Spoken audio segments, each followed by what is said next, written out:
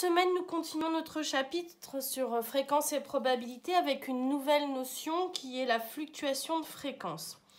Petit rappel, donc la probabilité pour la calculer, on fera le nombre de cas favorables divisé par le nombre de cas total. Je prends l'exemple d'un dé, quand je lance un dé à 6 faces, la probabilité d'obtenir la face 1, elle est de 1 sur 6, 1 divisé par 6, on obtient 0,17. La probabilité est un nombre qui est toujours compris entre 0 et 1. Il faut toujours calculer la valeur décimale de la probabilité. Pour calculer la fréquence, c'est le même principe. On fera le nombre de cas favorables à l'expérience divisé par le nombre de cas total. La fréquence f est un nombre également compris entre 0 et 1. La fréquence, contrairement à la probabilité, c'est le résultat de l'expérience. La probabilité, c'est quelque chose de théorique. En théorie, j'ai une chance sur 6 d'obtenir la face 1 quand je lance un dé à 6 faces. Maintenant, si je lance 10 fois mon dé à 6 faces et que j'obtiens 3 fois le 1, la fréquence d'obtention du 1 est de 3 sur 10, 0,3. Lors d'une expérience aléatoire, c'est-à-dire quand on parle d'expérience aléatoire, on parle d'une expérience qui est due au hasard, au fait du hasard. Les fréquences fluctuent, c'est-à-dire les fréquences vont varier. On va alors parler de fluctuation de fréquence, de variation de fréquence. Si je veux résumer ça par un petit schéma, j'ai mon expérience aléatoire. Exemple, un lancer de dé. Lors d'un lancer de dé, la probabilité d'obtenir pile, elle est de 0,5. Je vais avoir un échantillon de taille n lorsque je vais faire cette expérience aléatoire. Et le résultat de mon expérience va me donner une fréquence d'obtention du pile. Pour calculer ma fréquence, je vais faire le nombre de piles divisé par la taille de mon échantillon. Je reprends le même exemple, je lance 10 fois ma pièce, j'obtiens 5 fois le pile. La fréquence d'obtention du pile est de 5 sur 10. La question qu'on peut se poser, c'est est-ce que la fréquence obtenue de notre échantillon est loin de la réalité?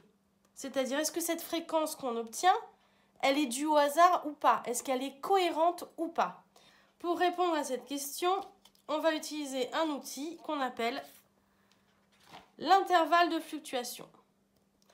Donc l'intervalle de fluctuation, souvent on le note IF, c'est plus rapide à intervalle de fluctuation. Il nous sert à déterminer la cohérence d'une fréquence. Est-ce que la fréquence que j'obtiens lors d'une expérience aléatoire, est-ce qu'elle est due au hasard? Est-ce qu'elle est cohérente? Ou est-ce qu'un facteur extérieur est intervenu et du fait, ma fréquence obtenue n'est pas cohérente, donc du coup, elle n'appartient pas à l'intervalle de fluctuation. Cet intervalle de fluctuation, on dit qu'il est à 95%. C'est-à-dire qu'on a une petite marge d'erreur de 5%. On s'autorise une marge d'erreur de 5% sur cet intervalle de fluctuation. Pour calculer l'intervalle de fluctuation, il nous faut connaître deux choses. La probabilité P et la taille de l'échantillon N. Si je reprends l'exemple de ma pièce, j'ai la probabilité P d'obtenir pile qui est de 0,5. Ma probabilité comprise entre 0 et 1. La probabilité d'obtenir pile, elle est de 0,5. Et autour de cette probabilité, je vais créer un intervalle. Cet intervalle, il va être de plus ou moins 1 sur racine carrée de n. Racine carrée de n, c'est la racine carrée de la taille de l'échantillon. N étant la taille de l'échantillon. Plus n sera grand, plus finalement cet intervalle va se resserrer parce que 1 sur racine de n va être petit.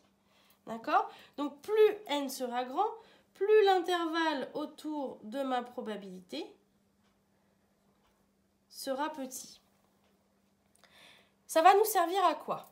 Au niveau de l'interprétation. Eh bien, si f n'appartient pas à l'intervalle de confiance, on pourra dire que la fréquence obtenue pour cet échantillon n'est pas normale. Elle n'est pas cohérente, elle n'est pas due au hasard, avec bien évidemment une erreur de 5%. Par contre, si f appartient à l'intervalle de fluctuation, on pourra dire que la fréquence obtenue est normale, elle est cohérente, et on en sera sûr à 95%. à Tours, il fait beau tous les 2 jours, c'est-à-dire un jour sur 2. Un jour, il fait beau, un jour, il fait pas beau. En 2016, il a plu 125 jours sur les 225 observés. Et la question qu'on se pose, c'est est-ce que c'est cohérent? Pour ça, il faut que je connaisse 3 choses. La proba, la taille de l'échantillon et la fréquence. Ma proba, un jour sur 2, il fait beau. La probabilité qu'il fasse beau ou qu'il fasse mauvais, c'est la même. 1 divisé par 2, on a 0,5. La taille de l'échantillon, on a un échantillon de taille 225. On a observé 225 jours, le temps qu'il faisait. Et la fréquence observée, c'est le nombre de jours où il a fait beau ou bien où il a plu, divisé par le nombre de jours observés. Ici, on va prendre le nombre de jours où il a plu. On trouve une fréquence de 125 divisé par 225, 0,56. On aurait pu aussi prendre le nombre de jours où il faisait beau. Sur 225 jours, s'il a plu 125 jours, ça veut dire qu'il a fait beau 100 jours. Donc la fréquence, forcément, si la fréquence de jour où il a plu est de 0,56, la fréquence de jour où il fait beau, elle est de 0,44. Vous pouvez vous amuser à calculer 100 sur 225. Vous trouverez 0,44. La somme des deux égale à 1. Soit il fait beau, soit il ne fait pas beau. On va maintenant calculer l'intervalle de fluctuation. Cet intervalle, il va nous permettre de déterminer si cette fréquence observée de 0,56 ou 0,44, est-ce qu'elle est normale, est-ce qu'elle est cohérente ou pas. Pour calculer cet intervalle de fluctuation, il me faut 2 choses. La probabilité et la taille de l'échantillon. Or, on a déterminé juste avant ces 2 informations. J'ai une proba de 0,5. Une taille d'échantillon de 225. J'ai plus qu'à calculer les bornes de mon intervalle. 0,5 moins 1 divisé par racine carrée de 225. On trouve un intervalle à 0,433 pour la borne inférieure. Pour déterminer ma borne supérieure, c'est exactement le même calcul, sauf qu'à la place du moins, on met un plus. Et on trouve 0,567. Ça, c'est les bornes de mon intervalle. Elles se situent toujours autour de ma probabilité. Si votre probabilité de 0,5 ne se situe pas entre ces 2 bornes, c'est que vous vous êtes trompé dans votre calcul. Si j'observe la fréquence ici, des jours où il a fait beau ou il ne l'a fait pas beau, on constate que à chaque fois, les fréquences se trouvent dans l'intervalle. Si la fréquence est dans l'intervalle, ça veut dire que le résultat est cohérent. La fréquence observée est cohérente et du coup, la situation est normale, avec bien évidemment un indice de confiance de 95%. Par contre, si la fréquence observée n'est pas dans l'intervalle, on peut se dire que le résultat ne sera pas cohérent, qu'il y a quelque chose de pas normal.